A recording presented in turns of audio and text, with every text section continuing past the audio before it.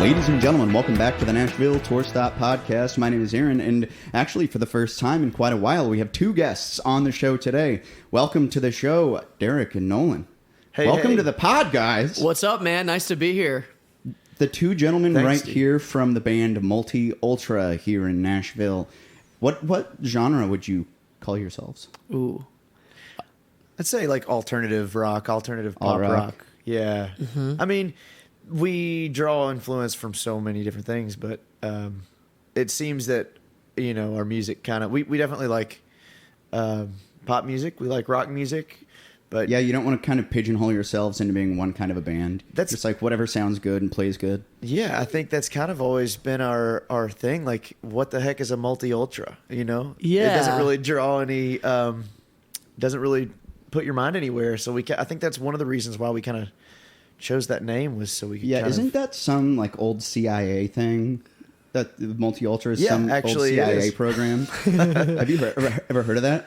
I think you're... Oh, I know what you're referring to. I'm thinking of MK Ultra. That's what I'm MK Ultra, thinking of. Isn't it when they like fed people acid or something? I think so. I think that's what that was. Like it was like testing for. I'm gonna botch this because I haven't really looked it up. So like this should not be an informational source right here. But it was like something to do with the Army or the government doing psychological testing through LSD. Yeah, that's what it was. Like they were like, oh, is LSD gonna like give us superpowers or something? Or like, can I read someone's mind? Yeah, it was like they were basically researching the effects of LSD, but to not necessarily weaponize it, but they were like researching mind control or something like that, and they were dosing people like in labs, like they were just making them trip. So anyway, the band name actually has nothing to do with that, but it's you know what, when we thought of it, Derrick thought of the band name. And it was cool because it was so searchable. Like when you put multi and ultra together, you know, like the closest thing you get is like multivitamins. You know what I mean? Or I mean, there's like Mick Ultra. There's these other brands where the words by themselves they exist, but they don't exist together. And that was one of the biggest.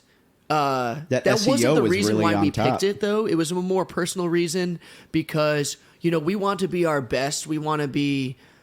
Really, that's it. Just we want to be our best. So that's where the ultra comes from. We want to bring our best. And the multi, you know, I think over time, I'm personally a fan of, you know, artists that can evolve with their own art and with their audience and stay true to themselves. Like we do have a very focused vision for our sound. And, you know, it's not narrow, it's just focused at the time being. But the multi comes from, we want to preserve like this, you know, the freedom of experimentation in our music. Yeah. And this is actually going to tie back to your genre question maybe 2 or 3 minutes ago.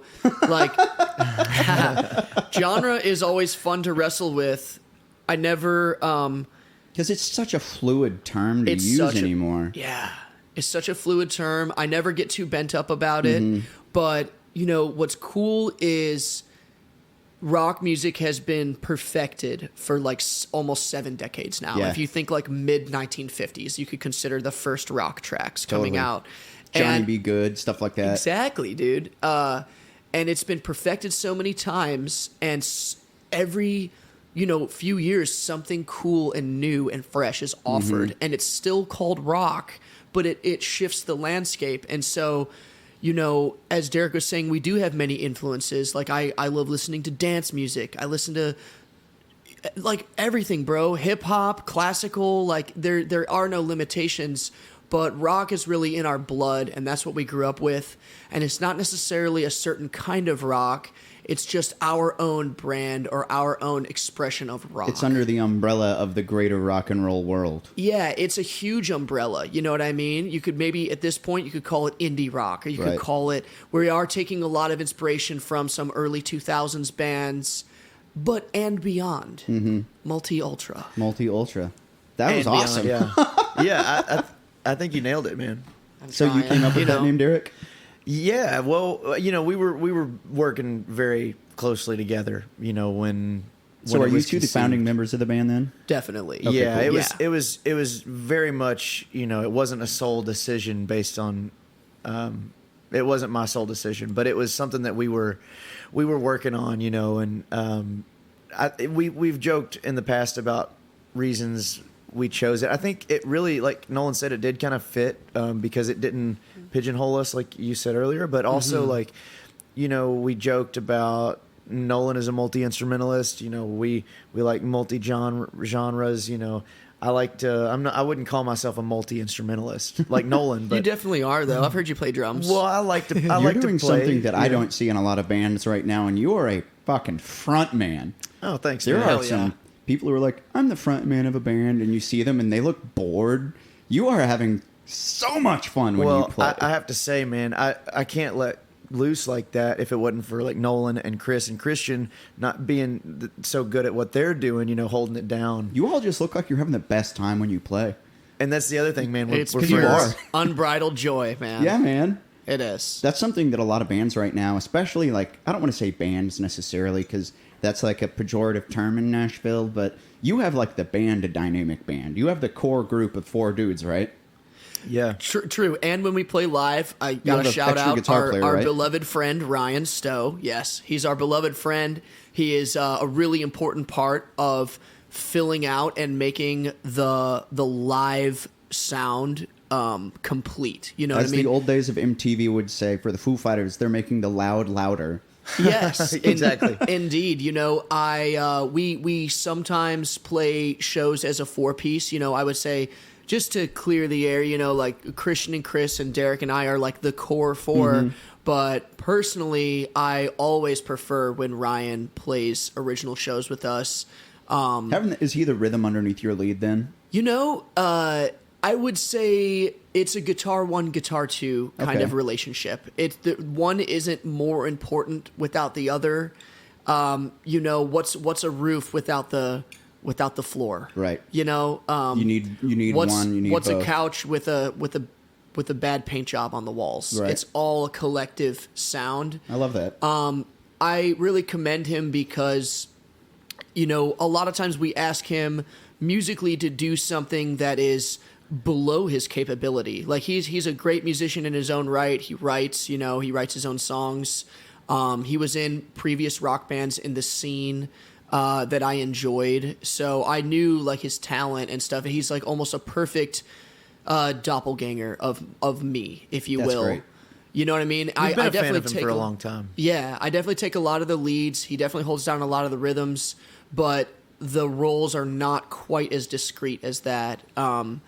If he wrote a lead line that he wanted to play, you'd play a rhythm underneath it and not have your ego tripped. There are many times where, I toss him some of the leads, you know what I mean? Cool. And we love doing the cool harmony thing. Like some recent bands we like are like, shout out Little White Reaper or like... I thought you were going to say Lil Wayne for a second. I'm sorry. Oh, man. Don't get me started on Wheezy F, bro. Wheezy F is one of my main inspirations, dude. I've heard that too. I was like, okay. But I always make the silly mistake of saying Little Wayne instead of Lil Wayne. Like, I'm just like such a goofy-ass Little white Wayne boy. as Small Wayne. Yeah. I was such a goofy-ass white kid, but it's fine. Anyway, dude, Ryan is a homie, and he's more on the auxiliary, I guess, when you're saying who's in the band, you know what I mean? He's definitely in the band, but when I think the core 4 of us is what's really driving and meeting more often, and we just want to make sure he feels respected. That's and cool. We're very lucky to have him. We're lucky to have him, and we're shouting him out, you know, for that busy. reason. He's got a lot going on. Yeah, That's dope. He makes time for us, and we try to make it worth it for him, and we're having a blast together. It wouldn't be the same without him, but we're definitely the core 4. Okay, cool. Does the songwriting come from everybody, or do the two of you pretty much handle that? Oh, great question. That is a great question. A lot of times it does. I mean, it always, you're a songwriter, so I'm sure you can relate to it. They never really come out the same way, you know. There's no one way to write a song. Right. You know, and you kind of get tired of doing the same thing every time. Totally. So, you know, sometimes you do have to switch it up, you know. Good tag right there. You have to, so a lot of times, you know, it does come where we're all writing together, or sometimes it comes, you know, somebody brings a song in, or, you know, it's always different, you know. And we kind of like it that way, you know, because you want to always have new. That's how you evolve, is through experimentation. I feel like, and and people can hear it when you start having that homogenized sound, same song over and over and over right. with different words. Yeah, that's why changing that format can really help keep the creative process more fun. Totally, yeah, absolutely. Definitely. Can. I mean, yes. Another way is like not to beat this too much, but like just starting with loops or something. And of course, like, it wouldn't be a band if everybody didn't have like changing, if it wasn't like 4 guys playing it rather than just without the human flair. Human flair, yeah, because it wouldn't be the same if we were just a loop band. But there are so many different ways to write a song in the 21st century that like we can, and we're happy for that. It's like, it's great that you can do it on your phone with GarageBand or something and share it with the guys, and then they all record their parts or like a new part, and like everybody ends up touching it, and everybody has a fingerprint on it by the time that we release it anyway. So that's a cool way to do it too.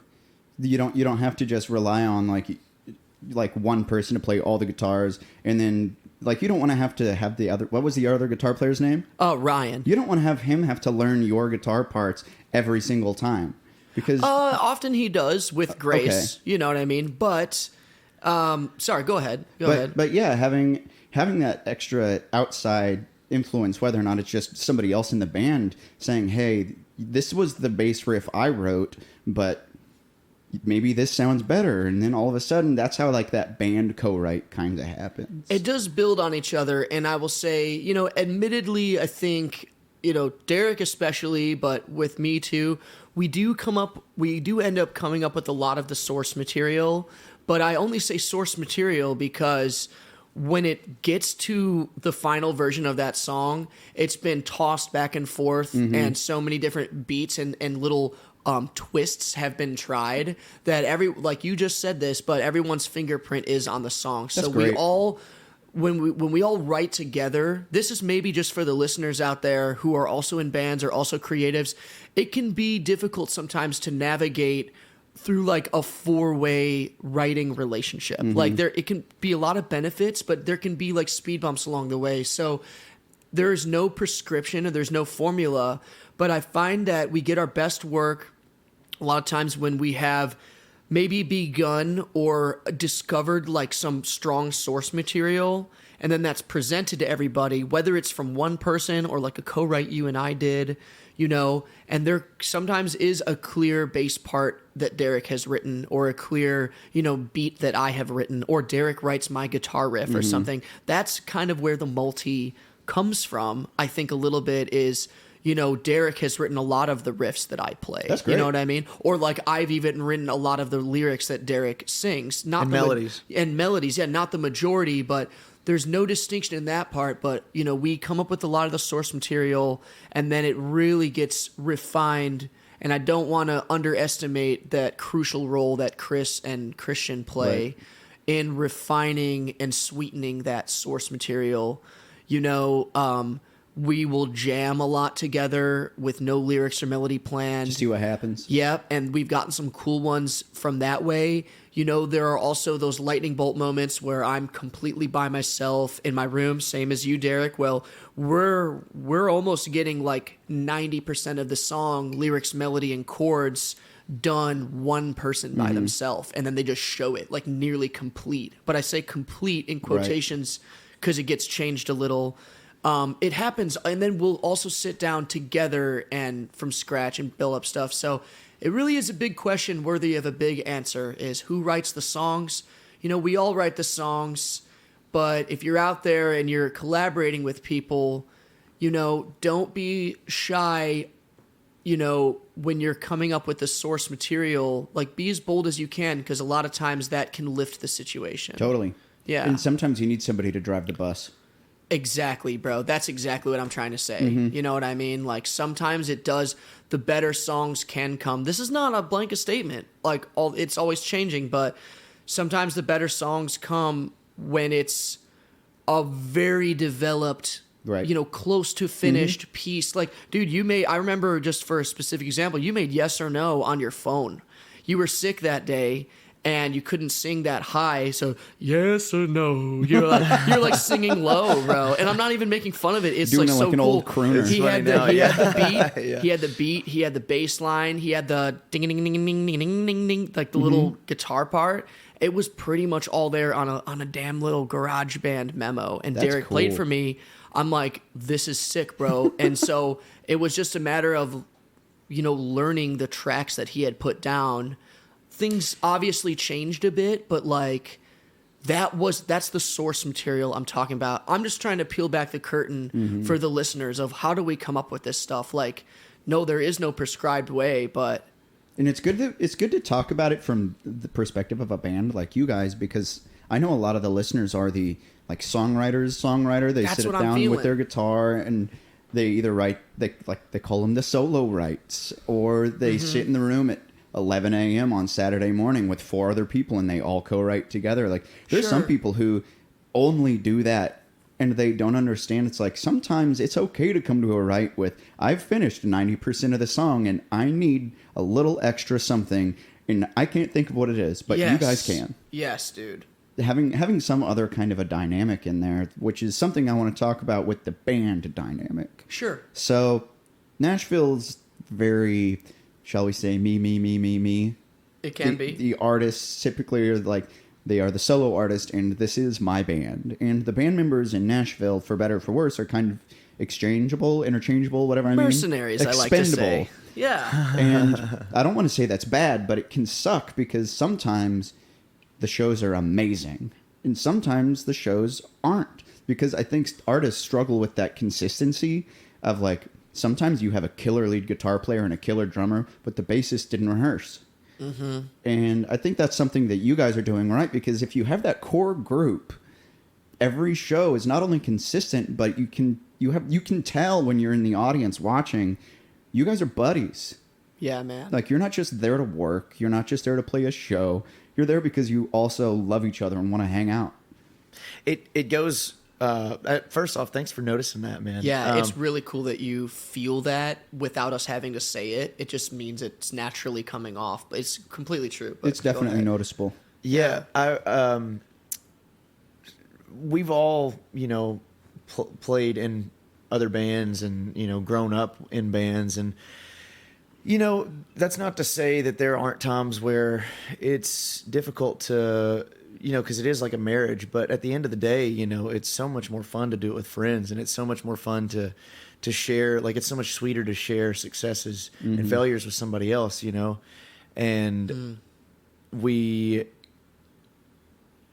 have had to learn how to work with our, others and, work together. And sometimes, I'm not saying it's easier to be a solo artist at all. I don't know, I don't know, but I just think that it is definitely... I remember hearing a quote from Elvis talking about I think it was actually George Harrison saying, that he felt sorry for Elvis because of all the stuff that they had done. Elvis did it by himself basically, and he said, man, he must have been so lonely, It's hiding lonely out in the top. bathroom, from fans and stuff. And not that we're experiencing anything like that, but I just that really resonates with me on we get to do this with our best friends, or with my best friends. And so everybody, we've all been in bands, and we've all kind of learned how to listen and how to we have to cooperate with one another. We have to take baths when we're in the van together. And do you guys have anything that you do outside of the band that really kind of helps maintain that friendship? Because it can get kind of convoluted being like, we're in the band and we have to play these shows and we have to make money and yada yada, but do you have any things that you specifically do just to maintain the friendship aspect of it? It's a great question. We do try to we live in Nashville, so we're spoiled with restaurants and food, and we do try to go out and have family dinners frequently and do things other than business a lot, That's good. Yeah, we'll hit the pool, we'll rub sunscreen on each other, I'm just kidding. But No, sometimes it's just about going and tossing the frisbee in the park, or like it's important to do things other than business too. It Spending time is, together. you know, and you know, make no mistake, like we definitely, the majority of our time together is focused on band stuff, and there's a lot of fun in the variety of those activities. Like maybe we're just in the playground creating. Maybe we're messing around with the synth or something. Like, and we're all twisting knobs. What? Like We've all got our hands on the one instrument. Yeah, it's like sometimes it's funny like that, right? Or we're writing, or we're strategizing together, or we're like practicing with more of an intentional. So, of course, the majority of our time, yeah, we are grinding band activities because we do get a lot of like friendship and joy from that. But to your question, what beyond music? Yeah, man, it's nothing complicated. It's just the once in a while, like hanging out or like going to a show together, or like, man, I remember we saw it was a documentary Lil called Wayne? Meet Me in the Lil Wayne, right? No, it was a documentary called Meet Me in the Bathroom. We went to see it at the Belcourt Theater. It was like a little friend date, you see, like a little band date. Just a little band and date. it was a documentary on the 2000s New York music scene. The title comes from a Strokes lyric. So it was mainly about kind of focused on the Strokes, but a lot of other cool bands like the Yeah Yeah Yeahs and like Interpol and like just a lot of things from that era. And we just like went out and got inspired together. You know what I mean? And that was, I mean, sure, you could paint that as something musical, but we were really just hanging out. It wasn't for music. It wasn't forced either. We just wanted to go consume something and just share an experience together. So you got to have a couple hang days in there, even if it's only 2 or 3 a month. You know, Yeah, like if you're doing music like 90% of the time, you're not doing it wrong. Just leave that 10% for just hanging out and being friends, man. Just go have a barbecue, sit and hang That's out. what I'm saying, bro. It's easy to get so focused on the goal that you lose Right. the fun, like You lose the reason why you started it to begin with. right. Yeah. And it is important. It's like, you know, I know this gets tossed around so much, but it is like a relationship where, you know, if you don't go on dates, you know, then you kind of forget. You forget that you are,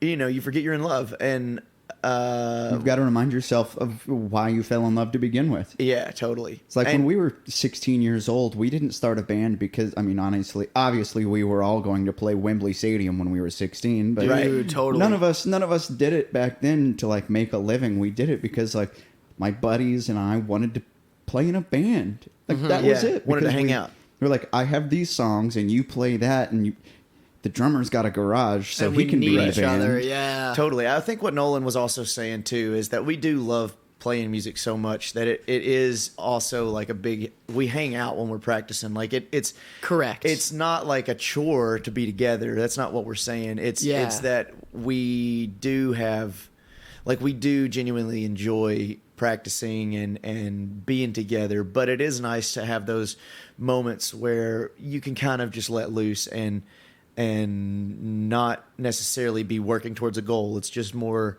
being together. That's all kind of why I started doing the podcast, was because so much of our jobs is just being at the venues, talking with the people who you're supposed to talk to, playing a good show, and then going home. And it's hard to make like actual friends doing stuff like that. I'm sure we've all got You hundreds seem of to cut through acquaintances. the noise in a very genuine way, though. I gotta hand that to you. Like, we met at Tin Roof. You reached out online. I had heard of Tour Stop like years before. You know, been following it online. But I was like, okay, you know, like Great, like it's you another said, show in town. Yeah, it's not. Yeah, you're right. It was like kind of like cool. It's another cool show in town. Wonder how it's gonna go. But you're very active. You're very active, bro, and just the way that you greeted us, and you made me personally feel important. You made us feel important. You made us feel welcome, and like I know other people do that, but I'm not just fluffing you for no reason. Like I gotta hand it to you, man. You had this very genuine way of standing out, where I could see, like pretty much only 5 minutes into a conversation, I could see how legit you were and how focused and passionate that you are about what you do, and you wanted to share that with us, it just made it cut through the noise and it cut through the monotony and the jadedness of like, yeah, always going to shows in Nashville, like another showcase, another this, like it is saturated, right? But that's no reason to frown. Like you're doing it your way. And I can just tell your whole heart is in it. And that was like maybe the way that you see us, like you could tell we're friends on stage.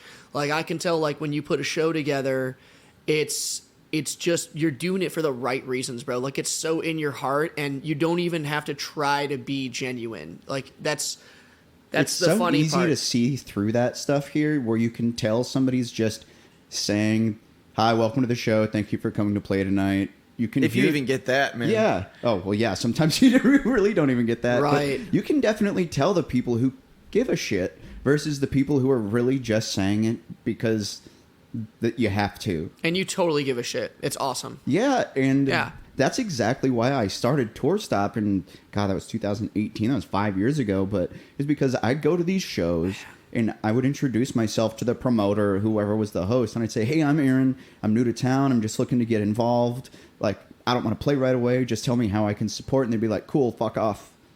Right. Yeah, It's also cool. Sorry to interrupt you, but it's also cool to that you recognized an opportunity and was like, "Wow, this is a gap that needs to be filled," and it's a gap that needed to be filled by just being nice. Yeah. It's almost like, like all the business checkpoints are there, but it's like the personality gap. It's the human touch to it, dude. Like I can't believe it was only 5 years ago. It's grown a lot. We're proud of it. It's cool. Yeah, we like Nolan was saying, we've seen you since you started. I mean, you've been super active on, with the shows and on social media, and it's cool, man. It's a lot of fun. Like I wake up every day and I don't have to go to work. We traded the 9 to 5 for a 24/7. I've never heard that before. Dude, I just heard that recently. I love that. I sure didn't make it up, but it's damn true. It is totally true. Like, I mean, I'm at work right now, technically sitting in my living room doing the podcast, and this is awesome. Yeah. We're very blessed. Man. I had technically 5 jobs within my first year in Nashville. Brutal. And let's see, I worked at a hotel. No, first I worked at Frothy Monkey, then I worked at a hotel, then I worked at a bakery, and then I worked at a tea and coffee shop, and then I was a Lyft driver, and that was all within my first 12 months. That gives this value to you, though, because you know what it's like to I mean, not that you're not grinding now, but it's like I have a similar experience there where it's like just having to go and like be able to afford to live here and to eat. It's like that makes this whole living the dream so much sweeter. It's like I don't have to thumb through the chicken at Kroger to see which one is the cheapest anymore. I still do, but I don't have But just as a hobby now. Now it's just habit, yeah.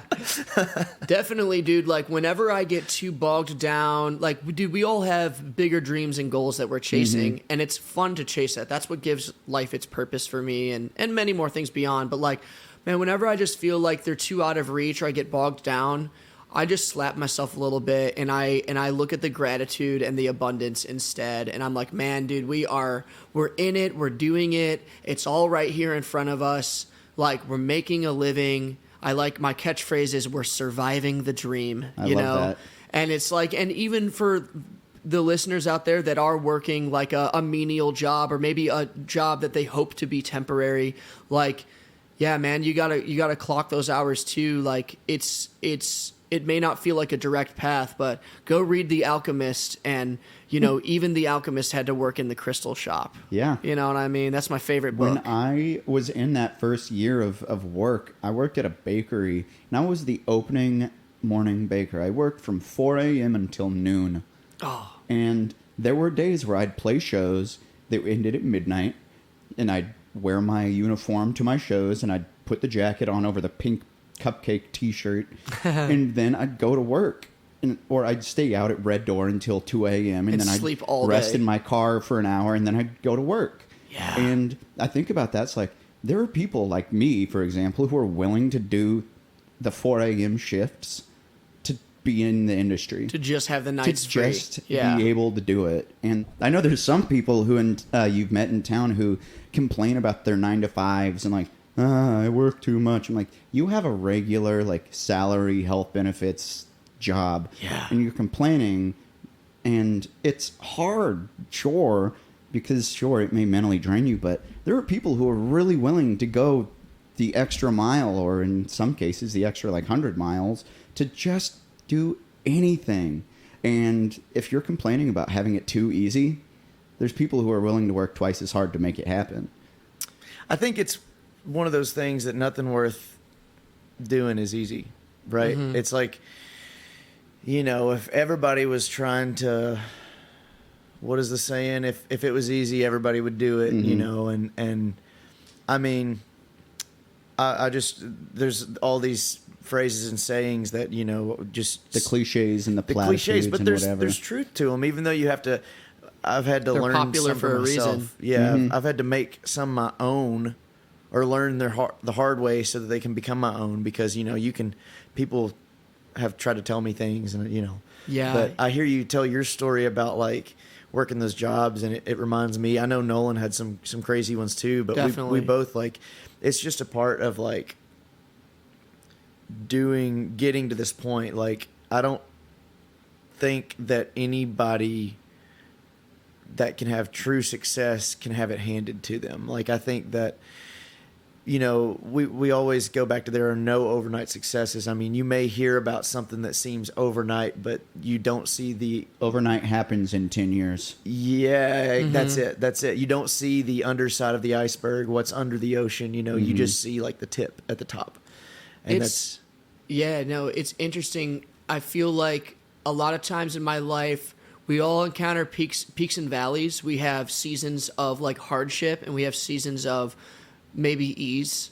And I've made music through all those times, but when I step out and I zoom from more of a 6-month window or a multiple years window, I'm actually happier for the total, everything combined, for the hard jobs. You can't appreciate the peaks without the valleys. Yeah, exactly what you guys are saying. I'm actually more satisfied when I'm kind of under the gun a little bit. When I feel like I'm, standing on the edge of whatever it may be. When I'm really pushing myself. When I'm, it's not nice to lose sleep. Sure, be kind to yourself, be healthy. Try to make good habits. But when I really feel like I'm testing my limits, I may not be at my happiest in that moment. But I look back, and that's what gives almost a continual, everlasting, I don't know if it's pride or anything about once you get to the peak or once you overcome that. I think I'm not trying to deviate too much, but it's like when I feel things are getting easier, I feel like it's not that I'm doing something wrong. Man, I don't know, I'm getting confused, but it's when things get easier, or when things, when I don't feel that that edge anymore, I feel okay, it's time to change. It's time to step it up or level up. You don't want to get too comfortable. That's what I'm trying to say. It's the comfort, bro. It feels good for a minute, but it just really, I personally start getting in a really funky headspace when I'm super comfortable. It doesn't feel right anymore. I've noticed that some of my best guitar riffs or lyric ideas come when I know I have to go do something, but I'm just jamming for God, I got 20 minutes left, and then I'm just playing, and then I get excited and crap, now I wish I didn't have to go to this thing. Dude, totally. But even that, we were just talking about earlier, back to tie this back to the songwriting, mm-hmm. Even that 20 minutes that you come up with the best guitar lick you've ever written, probably came from all of the other years you spent writing bad guitar licks, right? That's another thing we were talking about, is trying to, we'll go through periods where we're not writing anything. We're writing, but it's not good. And then all of a sudden that's where the lightning bolt comes in. Mm-hmm. Is the lightning bolt will hit you, and you're 10 minutes, you got an awesome song, but it's from the hundreds of songs that were not good.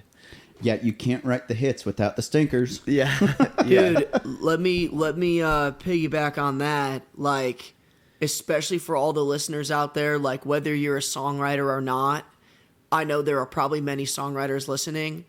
Dude, it doesn't matter if you just won Music City Mayhem last week. It doesn't matter, I just spent for the last, and this is not a complaint, I'm simply sharing, for the last 3 days, right, I had a lot of spare time, so I wrote probably 7 or 8 hours. Like, I'll do 2 hours in the morning, and then I'll go walk the dogs and do the dishes and go hit the gym, then I'll come back, I'll do 2 hours at night, right? Like these little, you don't want to sit there for 4 or 5 hours, like pulling your hair out, because that's when it really, like, you can tell it's not coming, right?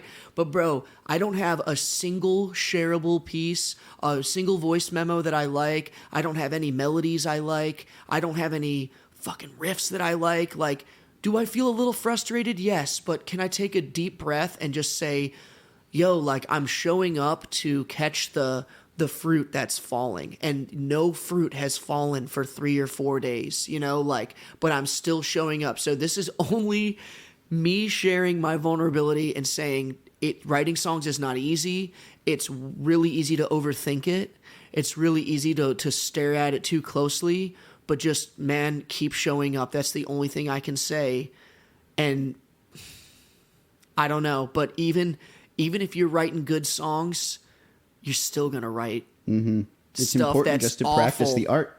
Yeah, and dude, those days I think are the hardest to be a songwriter. Those days I think are the hardest because you still love it deep down. I still am having fun poking around on the keyboard. But I'm it's still having frustrating fun when you can't get that hook that sits with you. Exactly, dude. It is about the hooks. It is about, you can have ideas, but the craft of songwriting is making it memorable. And the best songs create like this little world that exists forever that millions of people hopefully can participate in and find a piece of like existence in it. You're opening a little portal that never existed before, and now like people can feel that too and join you in that space that you create with the song where you've forever. created something out of nothing. Yes, and that is really the goal that I'm reaching for. And so when you're reaching for that goal, like, when it's not there, when it's not coming together.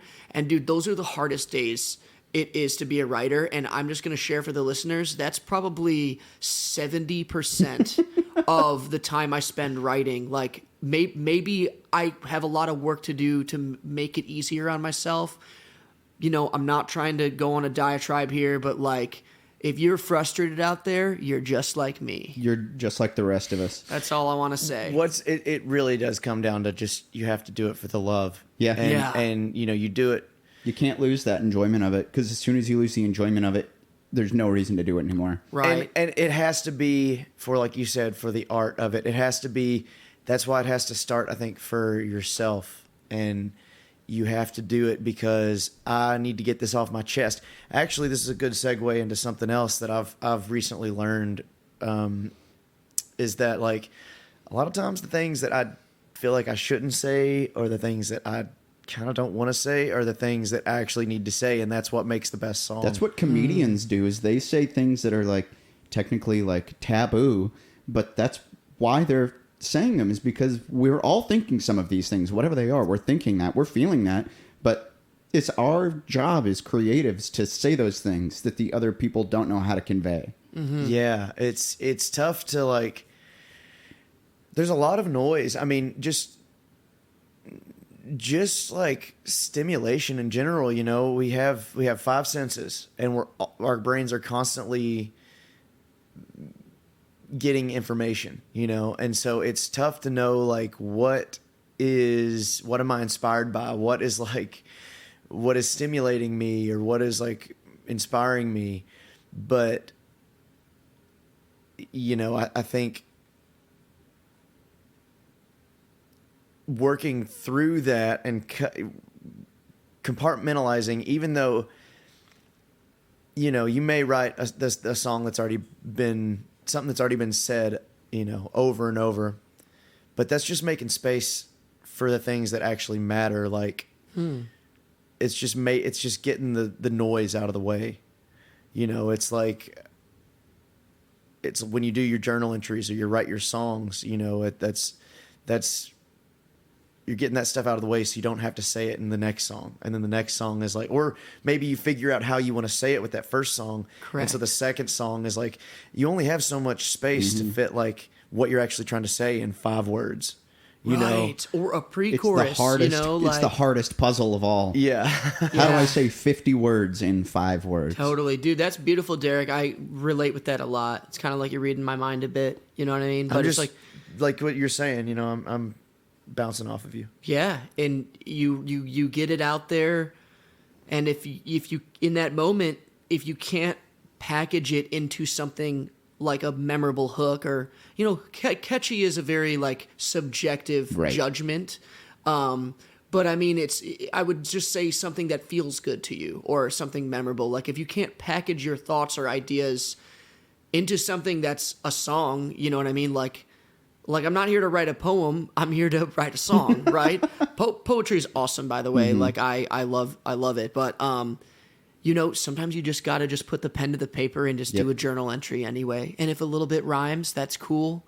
But it's I did all a lot the of free greater writing search. in my younger days. Just stream of consciousness. And then every now and then there'll be like 3 words. And I'm like, hey, there was something in that 10,000 words that my brain had. And some of it works. I love the free writing. I mean, I think like sometimes with all the noise that there is, you know, I feel like it's hard to know exactly what I want to say, you know, because maybe, you know, I had a bad day, but like I'm also having this problem somewhere, you know, with a relationship or with you know, somebody cut me off in traffic or whatever, and I just need to get this stuff out. But it's like, what's actually bothering me? Maybe I'm you know, maybe I'm the problem. Maybe it's just like all these things. Like I need to sort these things out. The free writing is very helpful for that. And in that, you know, maybe I do find the gold. Like maybe it's,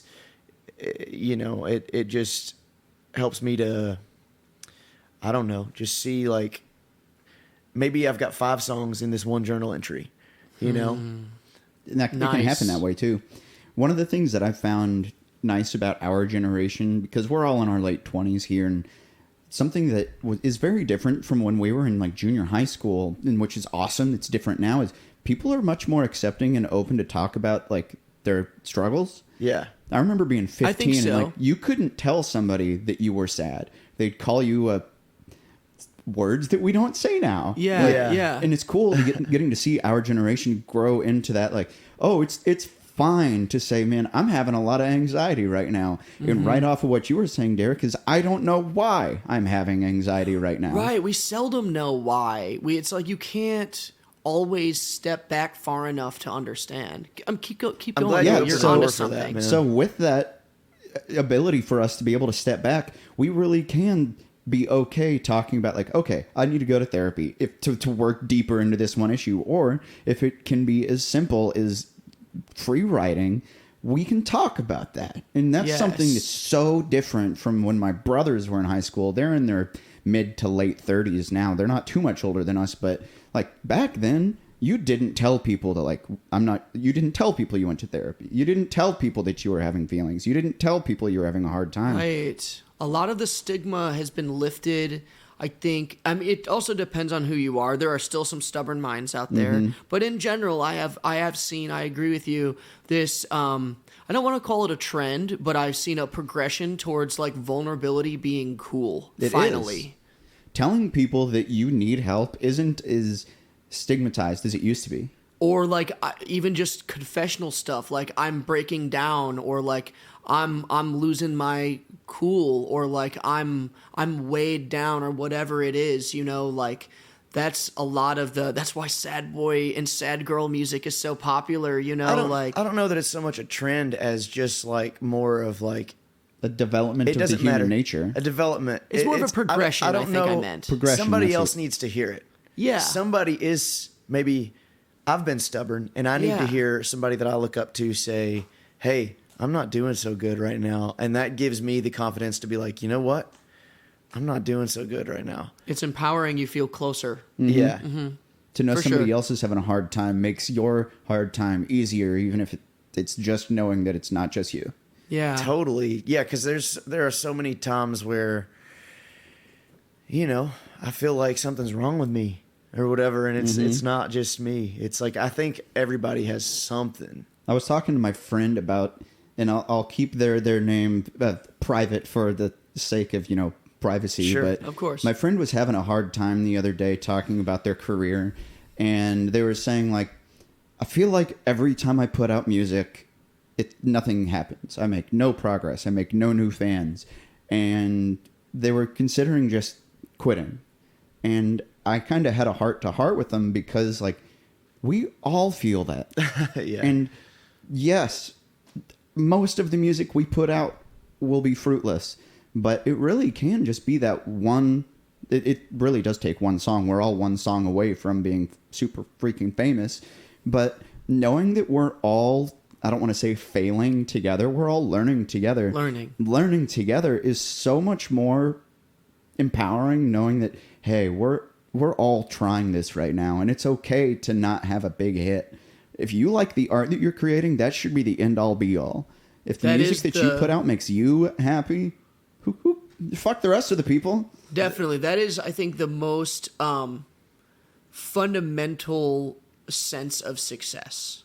I say fundamental instead of basic, right? Like, the fundamental success is if you're lucky enough, we were even just saying this, like, if we are fortunate enough to create, like, that is a blessing in itself. And then if you like what you're creating, and then maybe a number of people also like what you're creating, then the abundance just grows and the gratitude grows with that. Yeah, and people want to skyrocket to fame because our generation has seen it happen with TikTok and the singing competition shows, but that's not reality.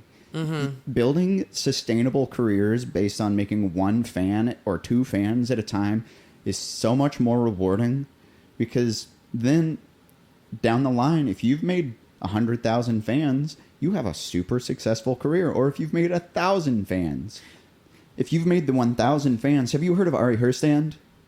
Kind of rings a bell. He's an author who now has what's very like a very common, like, I think, music business textbook called How to Make It in the Music Business. Cool. Okay. But he has this thing called the 1,000 fan theory, where if you build a fan base of 1,000 people and they're each willing to spend whatever it is, $100 a year, then all of a sudden your business is making $100,000 a year, which is a lot of money. And sure, if you're in a band and you need to sustain the lives of 4 people, it's not a lot, but there's also 4 of you. You could all go out and make one fan a night. That's 4 fans a show that you could potentially make, and you can expound that and grow so much quicker. And we're shown that success is going viral on TikTok right now, and it's just, I don't think it's a sustainable form of success. It's definitely not. You want to know how to do it again, because if you only learn how to get successful once, then what happens if it all gets taken away? Yeah, if you got the logs, right, a little bit of lighter fluid is cool. It helps it burn hotter and faster and bigger. And then with that lighter fluid, you may be able to throw more, logs on. And it's not to say that the lighter fluid isn't helpful, but going viral or having like a moment like you're talking about on social media, like, it does happen. People pull it off, but it's definitely lighter fluid, right? It's definitely gasoline, and it ain't nothing if you don't go chop the wood. Yep, and it clicks that dopamine button. You want it again. Yes. So you keep trying to do the same thing you did that one time. It can be debilitating, man. Yes. I know people who all they do all day long is just try to make funny TikToks to go viral. Has nothing to do with their music.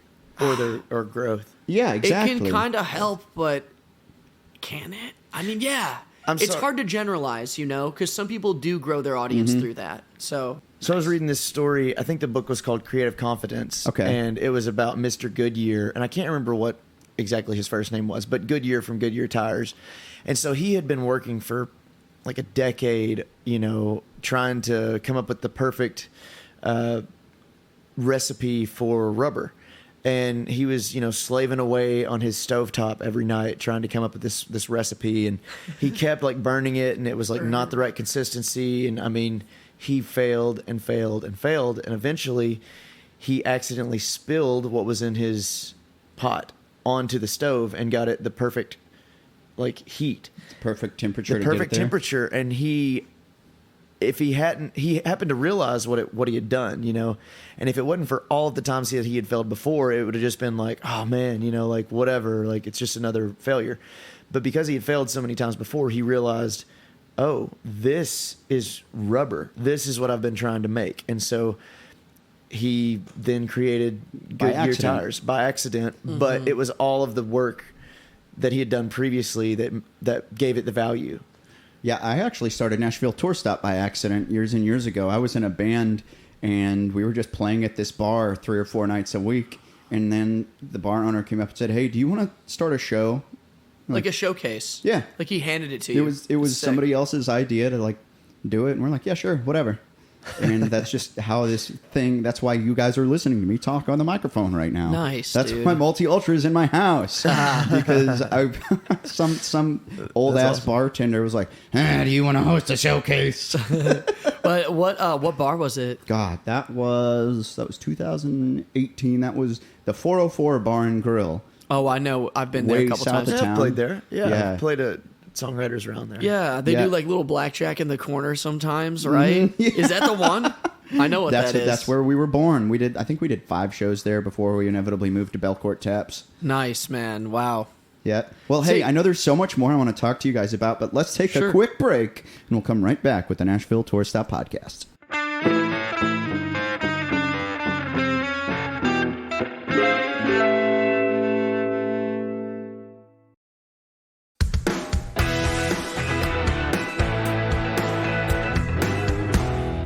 And we're back with the Nashville Tour Stop Podcast. Derrick Wesley and Nolan Brown sitting in my living room. Cheers. Boys of Multi-Ultra. Derrick, you are the lead singer, frontman.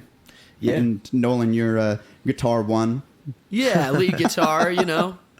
Cool. Well, I remember having you guys play our first show down at Tin Roof Broadway. You mentioned that before, but It's a great I show. always like to ask people how I met them. And technically, that's where we met, but that's not how I was introduced to you guys.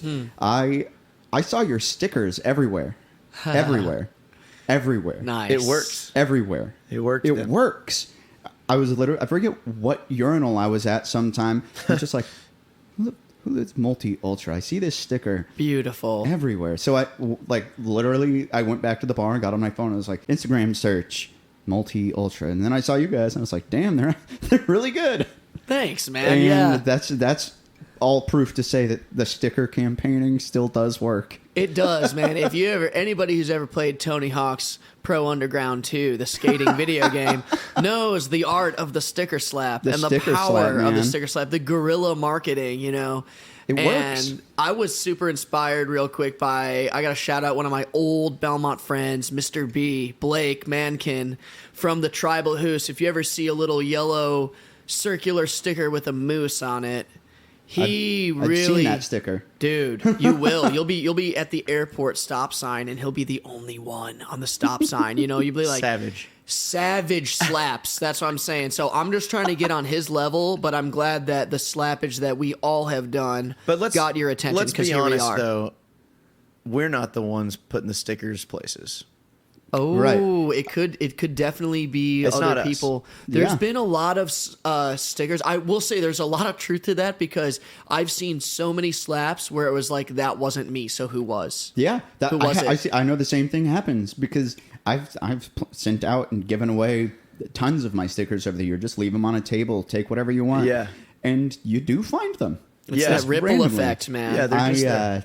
I forget where I was, but my buddy is a bartender at Neighbors in Germantown, and he texted me at like 1:30 in the morning once, and he's like, "Did you put your sticker inside of the urinal at Neighbors?" I was like, "No." He goes, "There's one in there." There you All go. right. If you People build it, doing- they will come. Yeah, Yeah. people keep it, and sure, most of the people don't have any idea what Nashville Tour Stop is, but if they find a sticker and then they just accidentally put, like, oh, it's just been in my pocket for a couple hours. Where am I right now? The Neighbor's urinal? Slap. Slap it up, dude. That's how that happens. So if you're listening and you don't have a lot of money to get a bunch of fancy merchandise, stickers still work. That's the the way to first go. one. Yeah. Stickers still work. It's a good way to remember all your friends. And I actually have a bookshelf in my bedroom that's just plastered with my friend stickers from over the years. That's just the whole point of it. Wow. Yeah. That's cool. That's Just a cool friend memory. stickers. But let's see. You did just have some recent accolades. I would love to talk about Music City Mayhem. Let's talk. Whose idea was it to join the competition this year? We've been trying to get in that competition for a while. This is what's the process of getting in look like?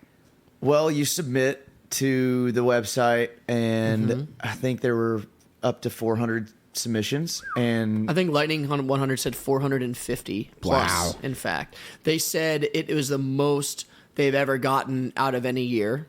wow, It's a continually growing, it like is exponentially growing thing. 15th year, yeah. It is, yeah. Nashville's growing itself. Lightning 100 is amazing. They're always, banging out cool promo and events and things, and just everything they do is cool. So that attracts more opportunity and more interest. And yeah, I mean, I've been here about 10 years. And one of the first things I did when I moved here the fall of 2013 is I went to Live on the Green, like free showcase, heard about it for some friends, didn't even know it was a radio station thing. Right. And, I get there and there's like, 12,000 people on the lawn or whatever. It's epic, bro. Huge it's so show. epic. It's so cool. I saw Cage the Elephant a few years later, like in the mosh pit, like holding up one of, Matt Schultz's shoes. Like, it's legendary, right? And I was like, dude, this would be so cool to play. So we've been reaching for it, in many ways. But to peel back the curtain a bit, it is, I feel lucky that we made it this whole way, but it is accessible to everyone. There's not really a lot of barriers. You go to Lightning 100's website, they have a submission forum. Just send out your best song, the one that you feel like is you're most proud of, and cross your fingers, man, because that's all we did, really. I swear. Which song did you submit with initially? So we submitted Switch It Up. Okay. Which has been... It's a song that we've been getting a lot of feedback from. And sometimes, it's funny how, that song we released that a year ago, and it's just now kind of making a little bit of a noise. And so we submitted out of 450 bands. Lightning 100 narrows that down, and then there were 32 bands, and they open up the voting to audience vote online. And we felt honored to even make it that far. I mean, because like 400 and something that didn't make it that far, right? And like I said, I mean, we've submitted ever since we've both been in other projects that have, this has been a goal of all of ours for a long time. I haven't even asked, when was Multi Ultra formed? Multi Ultra started being active in 2021. Okay. We started playing shows in 2021. Yeah, I would say like early, January, February 2021-ish. Okay, cool. We began with acoustic shows, but that was never like the full vision. That's just, since you asked how it started, we always wanted to be full electric, rockin' band. But that's why I don't ask you guys to play my writers' rounds. I don't want you to have to sell yourselves short for what I know you can do.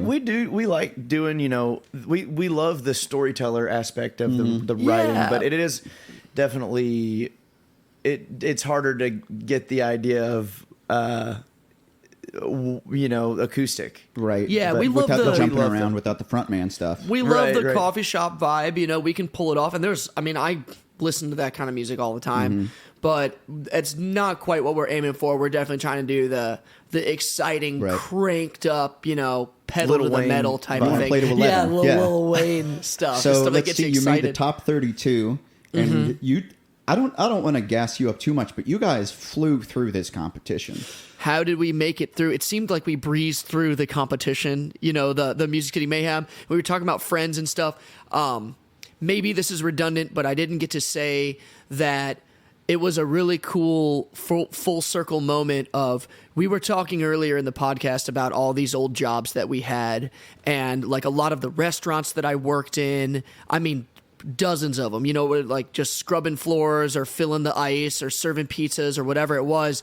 And I was able to reach back out to some old friends that I haven't talked to, and they showed up and voted for us. And, it was a combination of people old friends, old connections in whatever way that we had all individually made, not just me, but I was really thankful to have those people kind of full circle come back and show up for us and to support us. So my thanks goes out to them.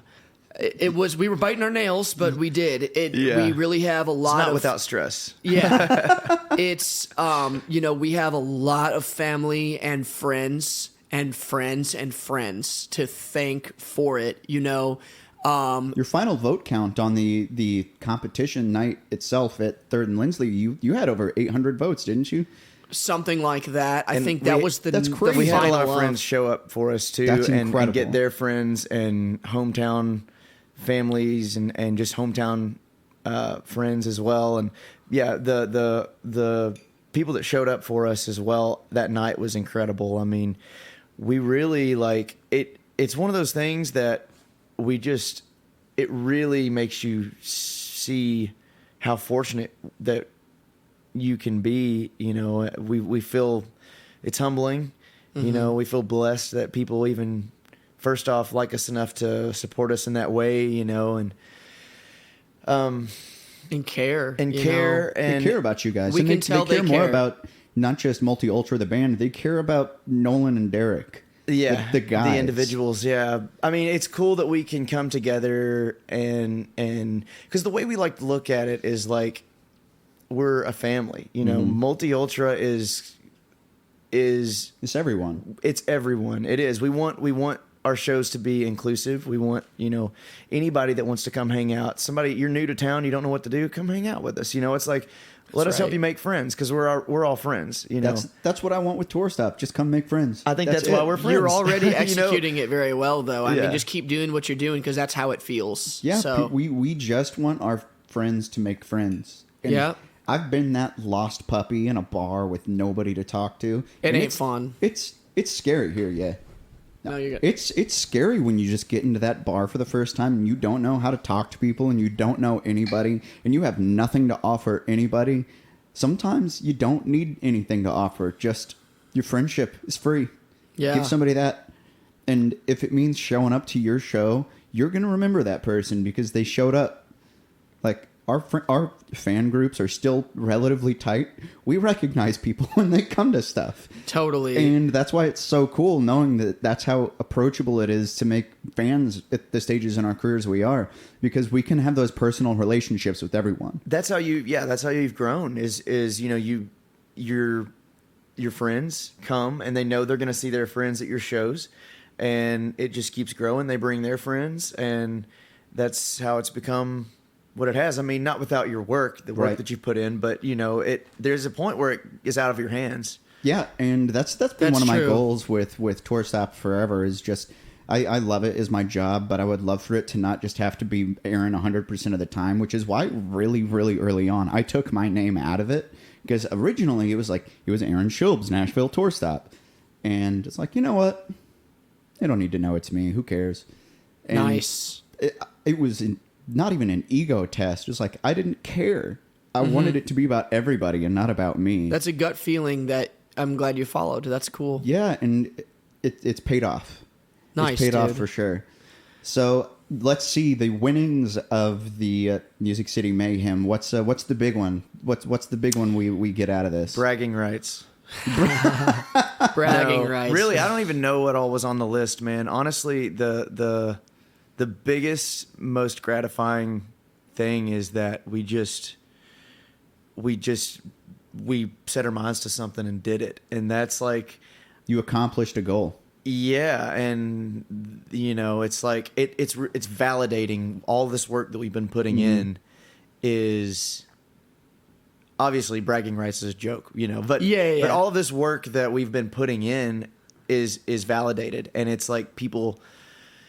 It's proof that what you're doing is working. Yeah, it is a form of proof. I would have to agree with that. It's like it's empowering. It's encouraging to us, yeah, and proof to others as well. Because, we really do. We're passionate about what we're doing, and we want to give the best product that we can. And So it's just a validation of like to ourselves, if anything, that we have put in work and we have a lot of supporters and a lot of friends and family that have gotten us this far, and that's out of everything. I don't even know what else was on the list. Like, yeah, it's like, I mean, I can say a couple of things, but you're right. The main takeaway is the best things in life are free. The best things in life are free, and it's not necessarily about the trophy, but it's seeing the physical manifestation of hard work through people being excited, people showing up and participating. Like, we can see that it's growing. It's the career momentum. That truly feels like the biggest prize. But it would be silly to not shout out some of the awesome things that we got, because other companies are involved, and it's nice to be able to connect with other things. So we're going to do some recording time at SAE, which we're really excited about. Big recording studio here in town. Yeah, in fact, tomorrow we're going to have our onboarding meeting with Home, which is a company called Helping Our Music Evolve. And they do a lot of like content and basically sort of like artist development, but it's in a very organic kind of way. We've done events with Home before. Yeah, so you're probably familiar. We get a tighter relationship with Lightning 100. They get to share our stuff and kind of some advertising things like that. And they play what song of yours are they playing on the air right now? So right now it's been Switch It Up. They've just been gassing it. You know what I mean? I would have to admit I'm excited to have them represent some of our other songs eventually, but only when the time is right. You know what I mean? I'm glad that they're pushing out whatever they think is cool from us. They've been doing this long enough that they know what it takes to have the recognition. Totally. It's like anything, and I trust him with it. Yeah, it's like anything with marketing. You have to see something 7 or 8 times before you get off the couch and go to the show. You have to see the sticker in every urinal before you actually. You have to.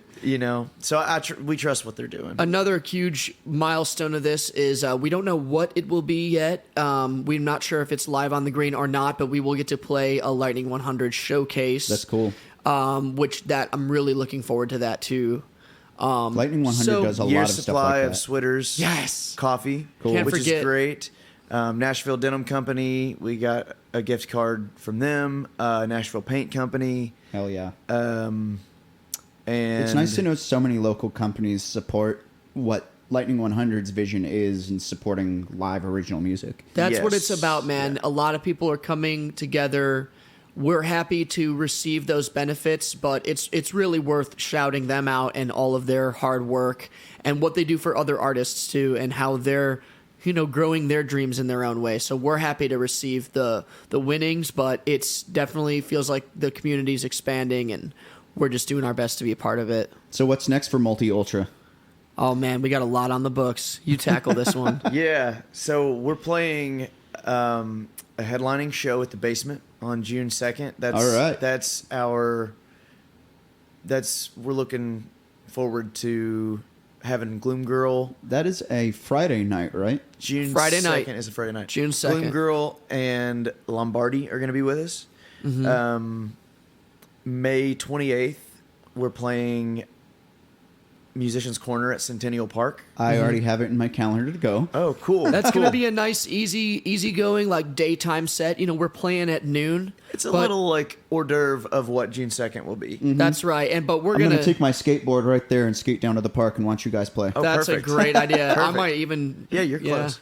That's nice. But it'll be just, like, we'll just crank it up no matter what. It'll be, like, a little bit shorter of a set, but that's going to be fun. Is it like a half-hour showcase or something? Probably something close, 30 minutes, 25 minutes. So we just released our brand new single, It's Not Summer Without You, a few weeks ago, and you can find that wherever you get your music. We've been looking forward to that one for a while. Hell yeah. And so the June 2nd show at the Basement is in support of that. Tickets on sale now? Celebration. Tickets are on sale. Tickets on sale, Go to thebasementnashville.com. Find that for June 2nd. You got it.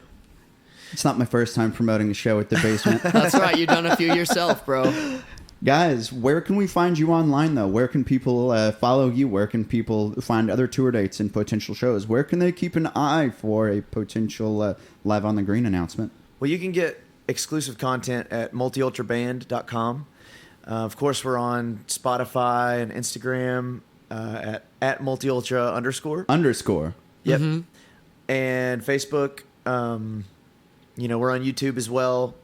Pretty much all of those are the same at multiultra_. Cool. But you can get the exclusive content at our website. So that's always Go to good. the website. Go to the website. There. You'll hear everything first at the website. That's what I tell people to do too. Go to the website. Sometimes we'll even post a song early because it's under our control, right? Like if it's not on Spotify, it's not on the airwaves yet. You can usually get it for free there, too. You can get it for free. You can go to our website and check out stuff that drops early. Like just thanks for, subscribe if you want. Like we're not about here to spam you. We're just about here to share, what we're doing in a consistent way. And one more time, that's multiultraband.com. I'll have that linked in the episode description as well. Yeah. Y'all, thank you for being on the show today. Aaron, thanks so much for having us, dude. I feel like we could have talked for 2 more hours. We totally could have. We'll do it again, hopefully. Yeah. We didn't even talk about you guys being like, how'd you meet? Or how did you get into music? We'll save that for part 2. I like part 2. Shout out to the boys of the band Multi Ultra here. Y'all, thank you for your time today. Cannot wait for The Basement. Cannot wait for the Musicians Corner show. This is coming out on May the 25th, if you're listening to it, the day we released it. May 25th, the year of our Lord, Kelsey Ballerini. Inside joke, you don't get that. But let's see. You can check us out at Nashville Tour Stop on all your social media platforms. More importantly so, check us out at NashvilleTourStop.com. I've teased it before, and I will continue to tease it until I can talk about it. We have a huge announcement coming, literally the biggest announcement we will ever have. This is not another burrito recipe level announcement. This is a big one. So remember to subscribe. Remember to tell your friends to check it out. We'll have a lot more cool shit. We'll have a lot more cool folks, and we'll have the boys from the band right here come back to the show. So until next time, please do remember that all roads lead right back here to the Nashville Tour Stop.